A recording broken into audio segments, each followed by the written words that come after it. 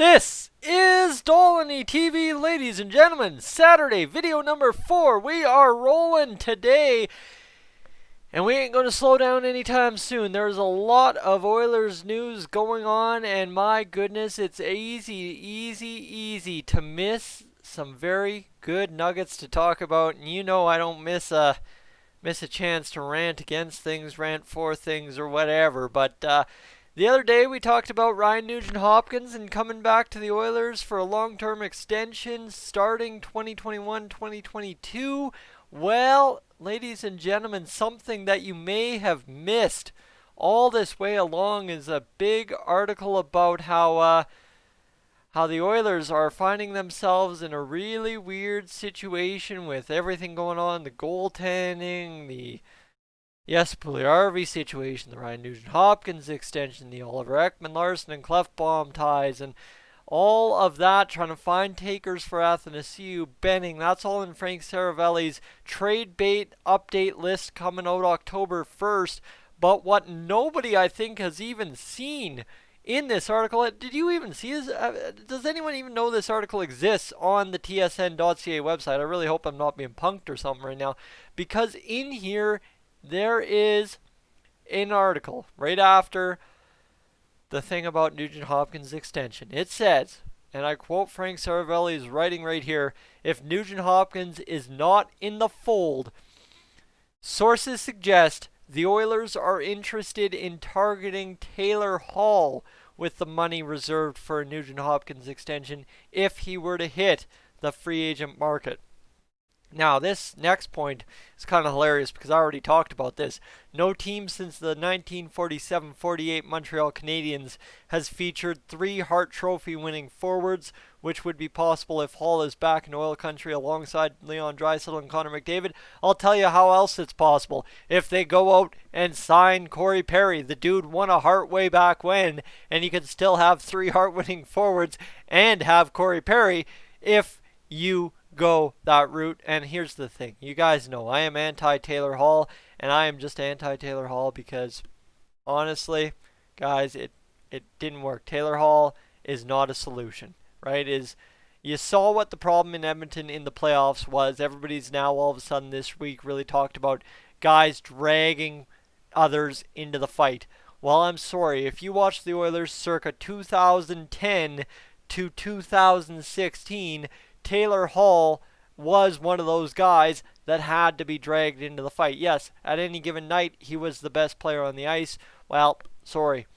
Other than the 1 year of Connor McDavid, you tell me what else the Oilers had on the ice better than the caliber of player Taylor Hall is or is supposed to be. Right? Yes, you can make arguments with Nugent-Hopkins, that's fair. Jordan Eberle, sure. But, right, Taylor Hall was supposed to, when he was drafted, he was supposed to be the savior of the franchise. It was all supposed to be cups after getting Taylor Hall. And I'm sorry, there's one thing that guy did not deliver, and that is cups. We can all agree Taylor Hall at this point, because now all of a sudden, if Nugent-Hopkins somehow magically gets traded from the Oilers, we might be talking about Taylor Hall lacing it up in an Oilers uniform again, and suddenly, okay, well, dang, then my point's all valid. But to this point, Taylor Hall has not delivered a cup to the Oilers.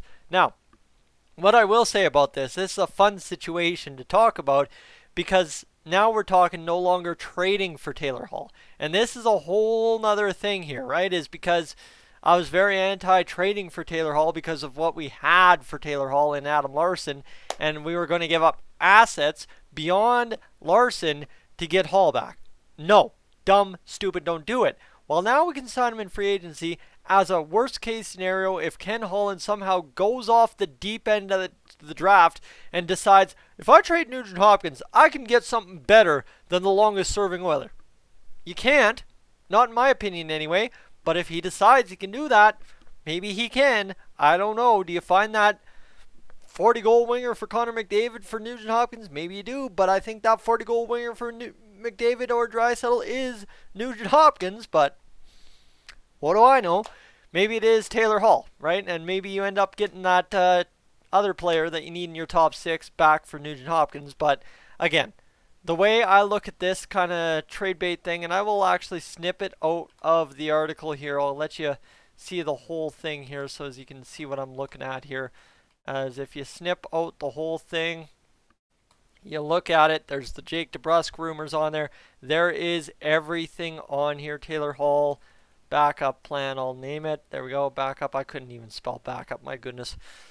She's been a long day of Oilers news today. I've cleaned up the backyard partially. What else have I done? I've done a lot of crazy stuff today. It's been good. It's been good. It's been a good day. Let me tell you that much. All right, enough stalling. Let me get this up here on the screen for you. And there you go. So right there on your screen, if I come on over here and right down here, right where my finger is pointing to, that is the piece I am cutting out from Fran Seravalli's trade bait frozen cap makes franchise changing players available situation. That is what we're talking about. So Taylor Hall to the Oilers as a backup if Nugent-Hopkins is traded and you somehow have money to spend on Taylor Hall. Again, I don't think this is the solution. Taylor Hall is not a guy that is at all known for being a franchise changer. Like, did he drag Arizona anywhere? I don't think I need to bring up the stats. I think we're all pretty familiar with that. But you look at what Taylor Hall did in Arizona, it really wasn't that impressive, but nobody does anything impressive in Arizona, so we don't have to worry about that. But 27 points in 35 games in Arizona, 10 goals, 17 assists. That's not game-changing by any means. On Arizona, maybe it is, but not by anyone else's standards. But the guy has been shooting the puck relatively terrible for the past several years. Outside of his MVP season in 17-18, the guy has failed to put up a 10% or better shooting percentage since the 13-14 season. So that obviously is going to hurt the goal scoring. And again, Taylor Hall, the most goals he's ever scored in his career is 39, right? That's, again, everyone talks about Taylor Hall like he's this prolific goal scorer, like he's this guy who just goes out there and changes franchises at will. At least the guys that are proponents of Taylor Hall coming back to Edmonton to solve our problems. But again, look at that. 39 is his max career goals. He's got the injuries that always seem to crop up. There's a lot to Taylor Hall not to like, and here's the thing. Now, I didn't like the trade route, and I'm definitely not going to like having to give up Nugent-Hopkins for something and then settle for Taylor Hall. All right, Nuge is the Oilers. There is no changing my mind on that. Nugent-Hopkins deserves to be here start to finish, couple cups in tow, and away we go. That's my take on Nuge. The take on Hall is no thanks, no way, especially now. If that's the new circumstance to getting Hall, please no. Please no. Sweet baby Nuge ain't going nowhere. And then, well, ladies and gentlemen, hopefully we don't have to talk about it. That's the end of the day. Because this is a backup plan after getting rid of Nugent-Hopkins. And if the Oilers don't get rid of Nugent-Hopkins, we don't have to talk about getting Taylor Hall. And that's good. Danny Gold with me. I'm Tyson, this is Dolynny TV. Ladies and gentlemen, I am up on out of here.